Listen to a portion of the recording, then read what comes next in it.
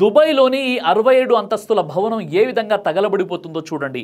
అదృష్టవశాత్తు ప్రాణనష్టం జరగలేదు. ఒకవేళ అధికారులు సకాలంలో స్పందించినట్లయితే ఊహకు అందని విధంగా ప్రాణనష్టం జరిగి ఉండేది. దుబాయ్ మెరీనాలోని మెరీనా పినాకల్ అనేటటువంటి 67 అంతస్తుల భవనంలో శనివారం అర్ధరాత్రి భారీ అగ్ని ప్రమాదం జరిగింది. పెద్ద ఎత్తున మంటలు ఎగిసిపడ్డాయి. భవనమంతా దట్టంగా పొగ అలముకుంది. భవనంలోని 764 అపార్ట్మెంట్ల నుంచి సుమారు 3820 మందిని అధికారులు వేగంగా ఖాళీ చేయించడంతో ప్రాణాపాయం తప్పింది. మెరీనా పినాకల్ భవనాన్ని టైగర్ టవర్ అని కూడా పిలుస్తారు.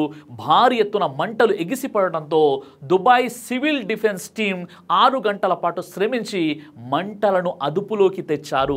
ఈ అగ్ని ప్రమాదానికి ఖచ్చితమైన కారణాన్ని అధికారులు ఇంకా నిర్ధారించలేదు.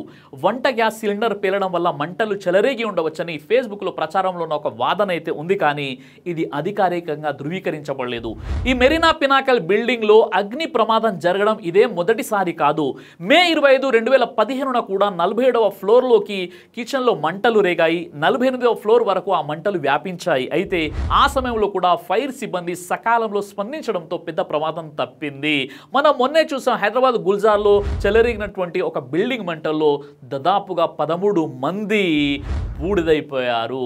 ఇలాంటి ప్రమాదాల నుండి దైవం మనందరినీ కాపాడుగాక. ఆమీన్.